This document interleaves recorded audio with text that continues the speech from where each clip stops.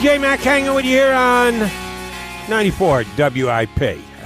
Tis a Tuesday gathering after a Monday night loss, one of the uglier ones. It's been an ugly year, and last night was about as ugly as any of the other ones the Eagles lost. There have been even less ugly losses in the 7 defeats the Eagles have suffered this year. With every one that you add to a previous one, it makes them more difficult to swallow. And with every game you chip off the calendar, 16 games, now in second place, now needing help to get to the postseason, yeah, it just adds to the ugliness. We try and decipher it for you, try and cut through some of the layers. You can add to the layers and give it back to me at 215-592-9494 when I get the phones reopened in about 15 minutes or so, because I'm going to spend the next 15 minutes talking Eagles football with a guy who does so for a living. He does it for phillyvoice.com, SI, and his podcast, Extending the Play, is something every Eagle fan should be on top of. John McMullen joins us here on 94 WIP. J-Mac, how are you? Doing well. How are you, Jody? Good. I said at the top of the show, while people want to order the reasons for the Eagles' struggle, specifically identify individuals or aspects of the reason why the Eagles continue to lose games, I'm all for that. But it seems that whoever people put on the top of the list takes such a harsh hit that some below them actually escape the scrutiny that I think they deserve. Do you get that feeling with Eagle fans? I know you're less. I open up my phones on a night-in, basis when I'm on the air. You deal with people via social media and the like, so I'm not. You get the feedback from Eagle Nation like I do, maybe not as heavy, but do I have a right read that, and it's not just a Philadelphia Eagle thing, I think it could be anywhere. I do a national show, and sometimes I'll see this in other fan bases, that this is a team failure, and some guys who have done a lousy job have been kind of skating through the woods. Do you think my assessment is fair? Yeah, I think that's a fair assessment. I do think that happens everywhere, in every NFL city when you have a struggling team, and obviously it starts with the coach and the quarterback. It always does. It always will.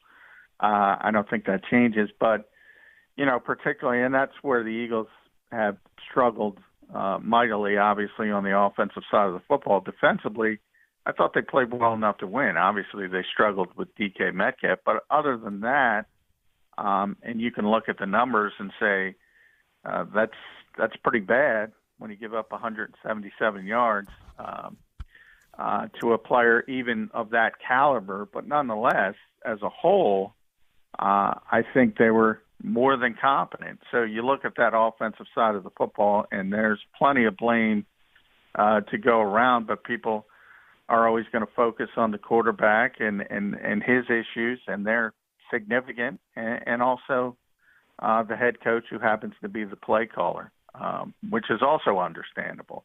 But I will say, I do think when it comes to coaching, I think people focus on the wrong thing, and I think they should be focusing on preparation and why these guys are making mistakes in key situations. I think that's a bigger part of this than play calling, because I think play calling is about execution and doing things correctly. And too often the Eagles are making mental mistakes, and I think that's a preparation standpoint, and that's something you should blame on the coaching stand. Fair enough. Preparation, and you're right, they looked unprepared. They've looked too many games this year unprepared, and last night was just another one.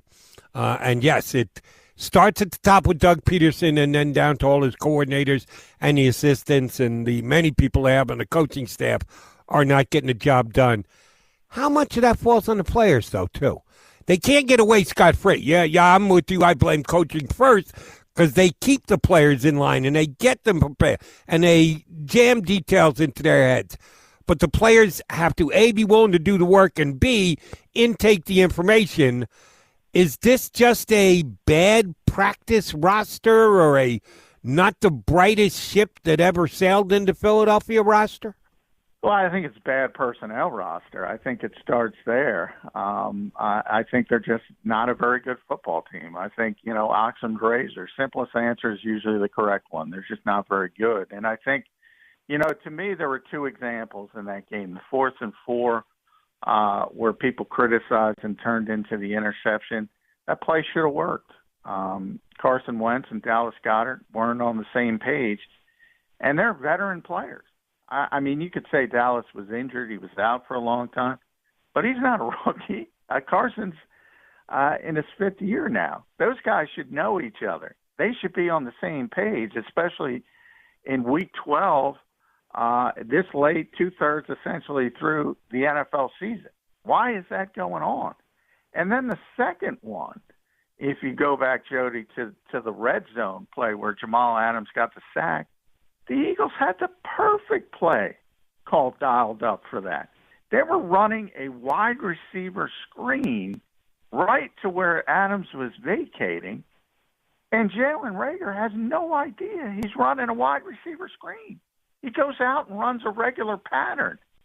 And you could say, now he's a rookie, and you could say he's been injured and he's been out for a while. But again, you're 2/3 of the way through a season, and they're still making these mistakes. That to me is the biggest red flag when it comes to the coaching staff. And yeah, is it the players not understanding? Maybe in the case of Reagor, you certainly can't use that excuse for Wentz and Goddard. But either way, it's not acceptable. Either explanation, either excuse you want to make, it's not acceptable. By the way, on the Goddard-Wentz misconnection, was it a judgment play? Was it one of them just screwing it up that either Wentz ran the wrong,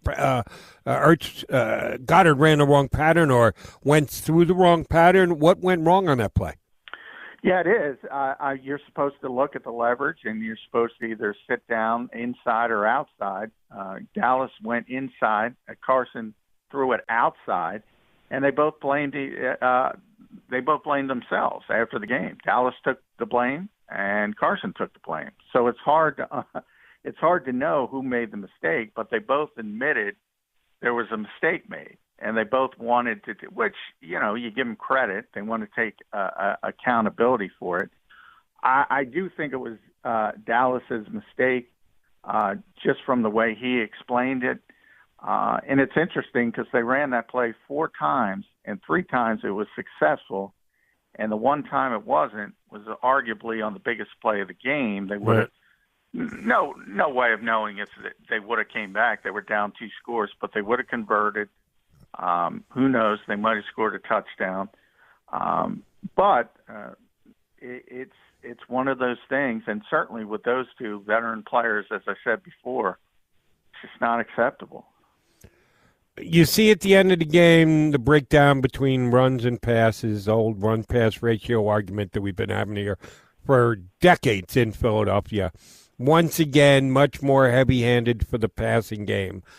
Sometimes when it's been lopsided during the year, I've said, yeah, but they're always behind. And they're behind by double digits. And I know it's over 5 yards per clip, but it's still going to take time to move it down the field, running the football. And there's no possibility of having the clock stop when you're running it up the middle. Last night, I really think Doug just had no interest in running the football. I've given him a pass in games where he's been dictated to by scoreboard and time. Last night, I don't believe that was the case. And the defense was playing well enough and had kept them on in the game on the scoreboard that I thought the play calling Doug Pederson was negligent. How about yourself? Well, yeah, normally I'm with you. I think the run-pass thing is way overrated. Tell me if they're ahead in the 4th quarter or losing, and I can tell you what the run-pass ratio is going to be generally. However, yeah, it was a little bit skewed. And I think, it was interesting. You opened up this conversation with fans blaming certain people and giving other people a pass. I think that's a perfect segue into what I'm about to say, and I'm going to get yelled at for it because I always get yelled at for it. Miles Sanders is one of those players this fan base overrates dramatically. I mean, he's a great runner. He's explosive. He's going to make big runs at times, but he doesn't do anything else well as a running back. He's bad in pass protection. He's bad as a receiver out of the backfield. And Doug doesn't trust him right now. That's what it comes down to. And you go back to the Cleveland game, Jody. Remember, they opened that game running the football effectively, going straight down the field. What happens? Inside the 5-yard line, puts it on the ground. True. So you add in the fact that you got ball security issues, the fact you can't protect, you can't catch the football. Deuce Staley, Jody, doesn't criticize anybody. And even he said Miles has got to tighten up his hands. That's how bad he's been as a receiver this season. So there's a guy the fan base, thinks is Dalvin Cook, and he's not Dalvin Cook, not by a long shot. He is an overrated player by this fan base, and he's one of those guys. And it's interesting because and by the way, I'll say I think Miles has got an opportunity to be a really good player somewhere down the line. He's not that yet, and I think people think he is. I think your critique is fair. It's a little heavy-handed, but I don't think anything you said is inaccurate. And if you tick off Eagle fans, don't worry, I'm not one of them. I do it all the time. That's okay. Can you explain to me, either by explanation of the coach thereafter, your thought process, your understanding of Doug and what he's been and what he's looking to accomplish? He puts Jalen Hurts in for 2 plays, then pulls him out and never puts him back into the game. What did he accomplish? What was he attempting to accomplish? How much of it was for a future date? It just boggles my mind, and I think I understand football, and even Doug Pederson. I understand football well. I think I understand Doug Pederson okay, and I don't understand this a little bit. Give me your best read / speculation. I don't think he wants to play him, and I think he's being told to integrate him into the game plan. And, yeah, he's not accomplishing anything. Look, I wrote about this today at Sports Illustrated. I said, you can make, at this stage, the way Carson Wentz has played, you can bench him. And certainly you would be justified in doing that. I don't think there's any question about that. On the other hand, because of the contract, because of the realization that you can't move on from Carson Wentz for all practical purposes because of the salary cap implications, you could also justify sticking with him because he's going to be the starting quarterback in 2021. What you can't justify is both. Make a decision. The only wrong decision is both. And that's what the Eagles are trying to do. And you're right. Nothing is getting accomplished. You're affecting the development of both quarterbacks, and that's something a quarterback factory, little shot at Howie Roseman there, should not be doing. Yes, developers, quarterback developers, the Philadelphia Eagles. They're doing a great job of hiding that this year. We're talking to our buddy John McMullen from SI and PhillyVoice.com here with us on 94 WIP. I've seen a couple people speculate on this, media members and the like, that Carson Wentz may actually have trade value at the end of this year. Unless he turns into, forget about Carson Wentz 2017, he needs to turn into Patrick Mahomes from last year to be able, over the last second half of this Eagles season, to be at a point where I'd say he has trade value. I don't get it. I think it's overly optimistic. I'd really like to know who these people are talking to. I want you to give me, and I know it changes with how he plays and how the season goes and everything else, but you can evaluate it at any point in time. Would the Eagles get in return for Carson Wentz if they were to trade him, a.k.a., at least from my point of view? How much would they have to add to a package to get someone to take Carson Wentz and his contract going forward? Oh, no, Jody, this is a quarterback-efficient league. He has trade value. Believe me. Oh, I so disagree. There will be somebody who says, I've seen this kid perform at a high level. I can get him out of this toxic environment and turn him around. I guarantee you there will be an organization or two that will believe that. Now, the problem is, all those extracurricular things, what I just talked about, when you bench Carson Wentz, that affects his trade value. That's another reason. If perhaps you want to keep trading him. Then you have the cap hit. And even from the Eagles' standpoint, if they trade him, they're still getting a cap hit of $33 or $34 million. So it is unbelievably expensive, and that's the reason why it's not going to happen. But because of the cap standpoint, you're probably talking about a third-round pick. But, yeah, I mean, this is a quarterback-desperate league. There is always 7 or 8 teams in desperate need of a quarterback. There aren't 32 starting quarterbacks in this league. There never are. Somebody will take a shot on Carson Wentz because of the way he's performed in the past, and they'll convince themselves that it's Philadelphia. As I said, it's a really difficult environment. You know how people talk themselves into things, Jody. I'm not saying it's going to work, but somebody will believe that. Yeah, I think that he's been so bad that in a quarterback short, I wouldn't say starved. You used the word starved. I'd say short, quarterback short league, I still don't think he could trade. I'll give you an example. If you're a team, who would you rather trade for, Carson Wentz or Sam Darnold? I would rather trade for Sam Darnold because it would be more cost effective. You don't have all the injury issues. However, I mean, you have a lot of issues there. I mean, the fact that he's been stuck with Adam Gase for so long.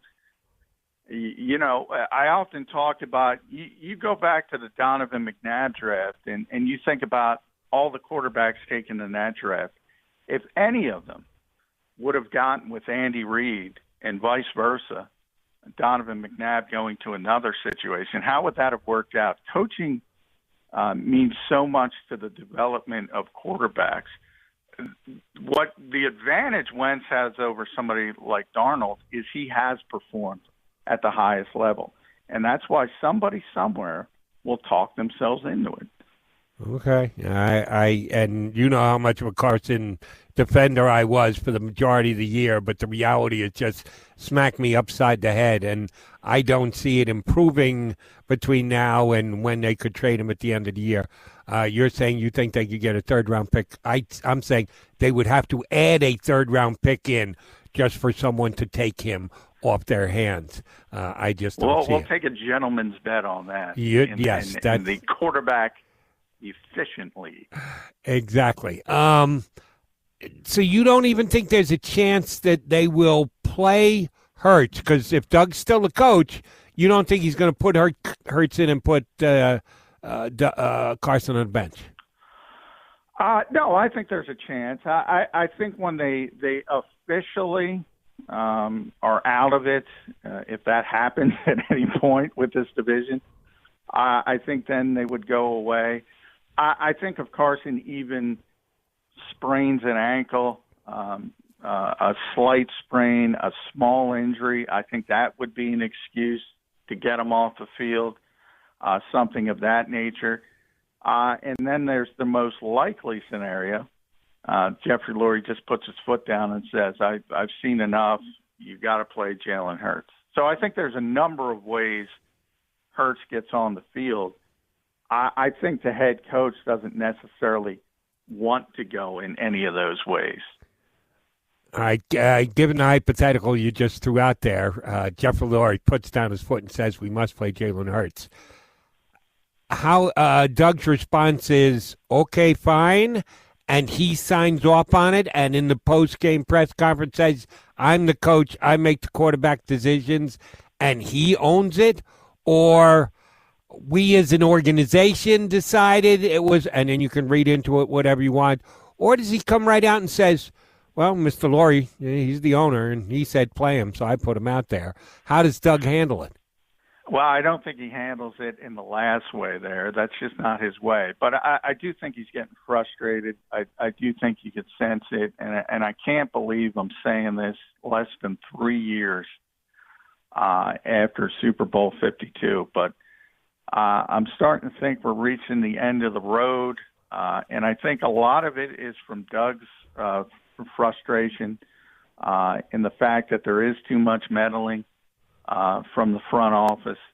And I think he's the guy who can look on the other side of the fence and see the greener grass, because I think Jeffrey Lurie and Howie Roseman might think they see, but they didn't learn a damn thing from Chip Kelly. I can tell you that. They're always thinking about being ahead of the curve offensively. They're always thinking about getting the next flavor of the month.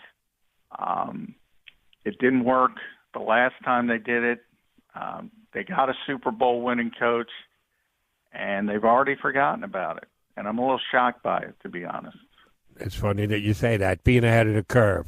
Okay, fine, if that's what they were tempted to do with Chip Kelly, and maybe even to a lesser extent Doug Pederson. It's exactly what they didn't do with the roster. You want to be ahead of the curve, then they needed to make certain adjustments. Even after winning a Super Bowl, they did not. They decided to run it back, and that's part of the payment they're having to make going forward. Great stuff, as always, J-Mac. Appreciate it whenever you come on. Thanks much.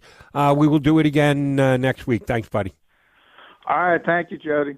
John McMullen, Sports Illustrated, PhillyVoice.com. His podcast Extending the Play available where you can get all your better podcasts.